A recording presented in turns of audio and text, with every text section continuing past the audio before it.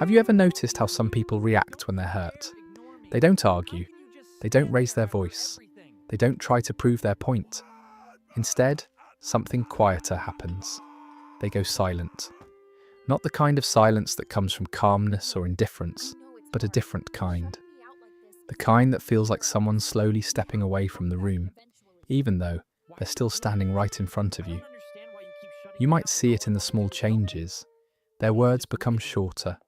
Their eyes look away more often. Their body turns slightly inward, as if trying to fold into itself. And then the conversation continues. But somehow, they're no longer truly part of it. From the outside, it can be confusing. Some people interpret this silence as coldness, stubbornness, or even arrogance. It can look like they simply don't care enough to explain themselves.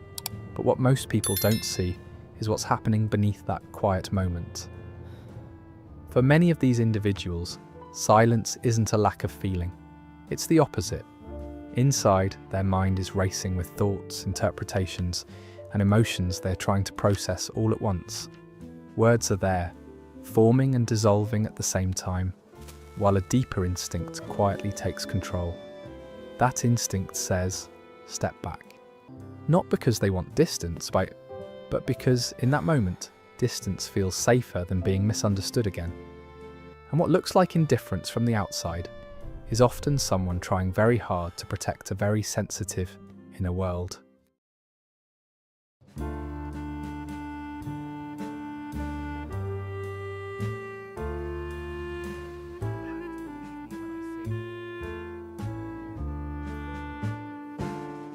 Psychology has a name for this pattern. It's often described as emotional withdrawal, a coping response that happens when someone feels emotionally overwhelmed or unsafe in a situation. At first glance, it may look like avoidance, like someone is simply refusing to deal with the conversation. But emotional withdrawal usually isn't about refusing to engage. It's about protecting oneself from emotional harm. When a person experiences stress, criticism, or conflict, the brain quickly evaluates the situation. Is this safe, or is this threatening? For people who tend to withdraw, their nervous system often interprets emotionally intense moments as potential danger. Not physical danger, but emotional danger. The risk of being judged, misunderstood, dismissed, or hurt. So instead of moving toward the conflict, their system moves away from it. Silence becomes a shield. What many people don't realize is that this pattern rarely appears out of nowhere. Most individuals who rely on emotional withdrawal have tried the opposite at some point in their lives. They tried explaining their feelings. They tried expressing what hurt them. They tried asking to be understood. But those attempts didn't go the way they hoped. Maybe their emotions were minimized. Maybe their words were twisted. Maybe no one really listened. Over time, the brain learns from these experiences. It begins forming a quiet conclusion. Speaking up doesn't always make things better. In fact, sometimes it makes things worse. So gradually, the mind adopts a different strategy, one that feels more predictable and less painful. Instead of risking another misunderstanding, it becomes easier to step back emotionally. And eventually, silence stops being a temporary reaction. It becomes a familiar psychological pattern. For many people who withdraw into silence, there was a moment, or more often a series of moments, when something quietly shifted inside them. It usually doesn't happen all at once. At first, they do what most people naturally do when they feel hurt. They try to explain. They try to say what bothered them, what confused them, or what felt unfair. They might say things like, "That really hurt me," or "I didn't mean it that way." In those early moments, they are still hoping to be understood. But what they receive in return is not always understanding. Sometimes their feelings are dismissed. Sometimes they're told they're overreacting. Sometimes their words are interrupted, twisted, or turned against them. And after enough experiences like this, something subtle begins to change in the mind. The brain starts recognizing a pattern. Every attempt to explain seems to lead to the same result: more tension, more misunderstanding, more emotional exhaustion. Eventually, a quiet conclusion forms, not as a dramatic decision, but as a protective instinct. Speaking up doesn't make things better. In fact, it often makes things worse. And when the mind reaches that realization, a new strategy begins to emerge. Instead of explaining, they pause. Instead of defending themselves, they step back. Instead of sharing their feelings, they keep them inside.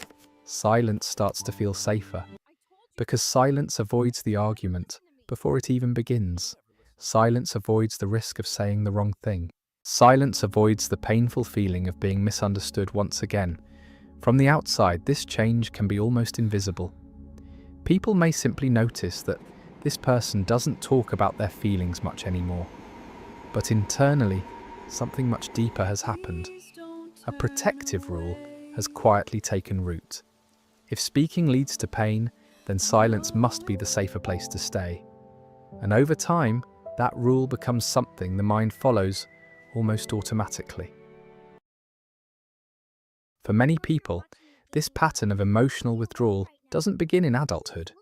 It often starts much earlier, during childhood, when the way a child's emotions are received quietly shapes how they learn to express themselves. Children naturally communicate their feelings. When they are sad, they cry. When they are confused, they ask questions. When something hurts them emotionally, they instinctively try to share it with the people closest to them. But what happens next matters more than most people realize. Imagine a child saying, "That hurt my feelings." If the response they receive is something like, "You're being too sensitive. Stop making a big deal out of nothing. There's no reason to be upset." The child slowly learns an important but painful lesson.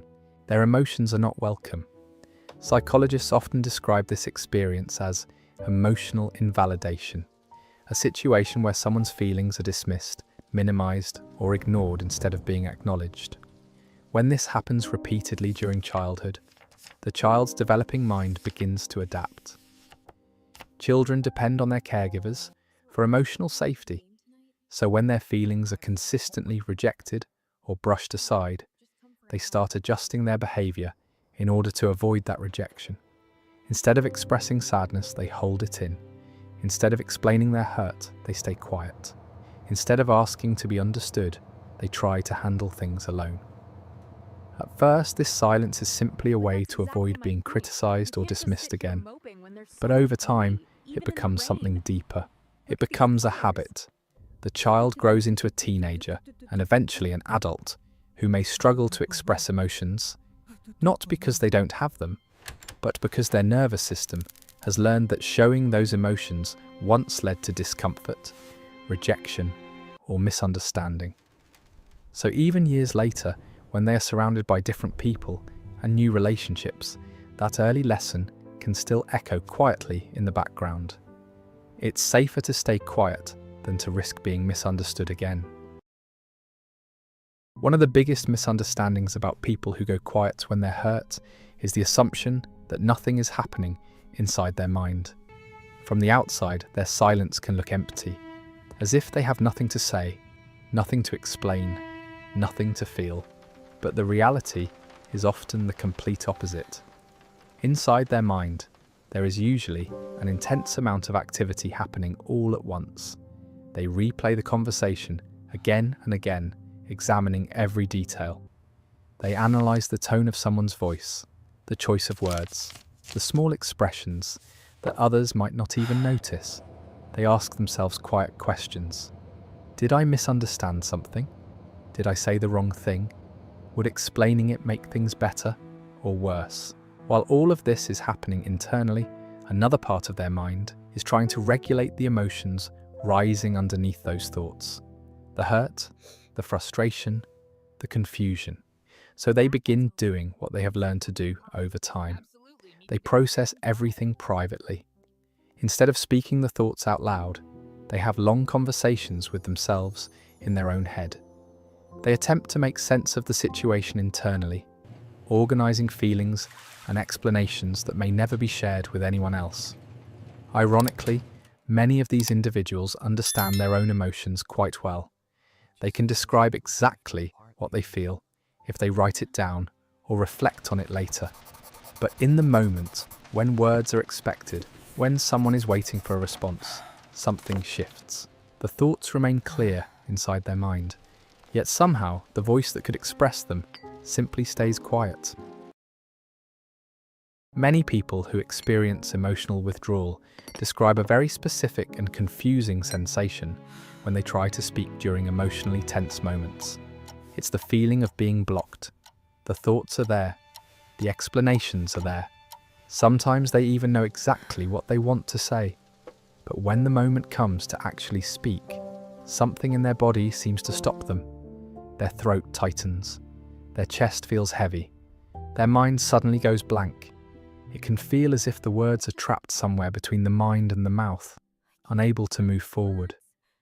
To someone watching from the outside, it might simply look like hesitation or unwillingness to respond. But internally, the experience can feel surprisingly physical. Psychology and neuroscience offer an explanation for this reaction. When a person perceives emotional conflict as threatening, the nervous system can activate a protective survival response. Most people are familiar with fight or flight, the instinct to confront danger or escape it. But there is another response that often goes unnoticed: freeze. In a freeze response, the body temporarily shuts down expressive action. Speech slows down, muscles tense, and the mind becomes quiet or overwhelmed. It's the body's way of pausing the situation, reducing the chance of making things worse.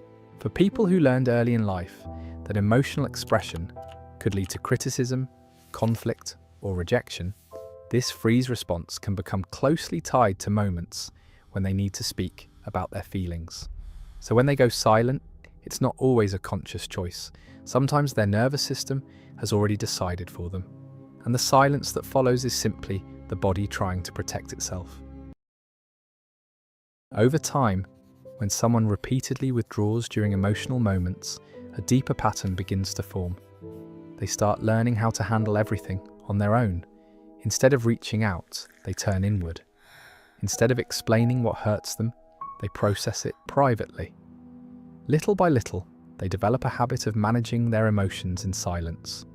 Psychologists sometimes describe this as a form of internal emotional regulation, the ability to process distress internally rather than through conversation with others. On the surface, this can look like strength. These individuals often appear calm during conflict. They rarely create dramatic scenes, and they seldom demand emotional reassurance. Many people even describe them as mature, independent, or emotionally stable. But what others don't see is the quiet weight behind that independence. Every disappointment, every misunderstanding, every painful moment gets carried inside instead of shared. Instead of releasing those emotions through conversation, they absorb them and try to make sense of them alone. At first, this strategy may actually feel effective. Handling things alone avoids arguments. It avoids uncomfortable explanations. It prevents others from dismissing their feelings again. But over the years, this habit can slowly create emotional isolation. When someone becomes used to processing everything privately, asking for support can start to feel unfamiliar, even uncomfortable. Sharing vulnerability may feel unnatural, as if it breaks a rule they have followed for most of their life. So they continue doing what they've always done. They stay quiet, think deeply, and carry their emotional world within themselves, often without realizing how heavy that world has quietly become. One of the most painful parts of this pattern is the paradox it creates. People who withdraw emotionally are often not trying to push others away. In fact, many of them want connection just as deeply as anyone else. They want to feel understood. They want someone who can truly see what they're feeling without dismissing it. But the strategy they learn to protect themselves quietly works against that desire. When they feel hurt, they go silent. When something bothers them, they keep it inside. When misunderstandings happen, they withdraw instead of explaining. From their perspective, this feels like self-protection. Silence prevents conflict. Silence prevents saying something that could make the situation worse. Silence keeps their emotions from being exposed to criticism or rejection. But from the outside, the same silence can look very different.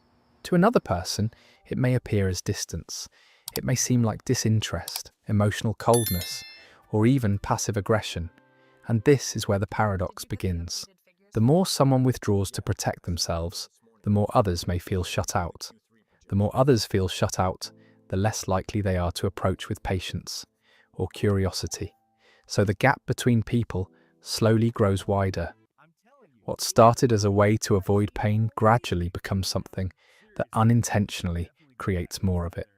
The person who longs to feel understood ends up appearing unreachable, and the silence that once felt safe slowly becomes a wall, not only protecting their inner world, but also separating them from the very connection they were hoping to keep.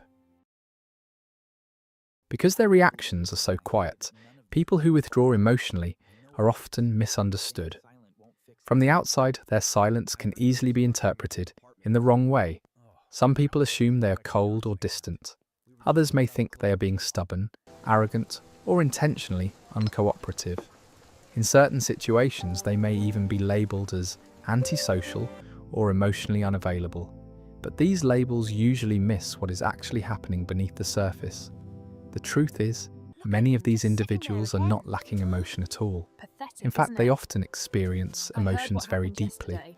They notice subtle changes in tone, small shifts in behaviour, and unspoken tension that others might overlook. Their silence is not the absence of feeling. It is often the result of feeling too much and not knowing whether it is safe to express it. When someone has learned, through past experiences, that their emotions might be dismissed, misunderstood, or turned against them, staying quiet can feel like the most reasonable option. So while others may see distance, what is really happening is something much more human. A person is simply trying to protect their inner world. And sometimes all that person truly needed was not pressure to speak, but a space where their feelings could exist without judgment or interruption.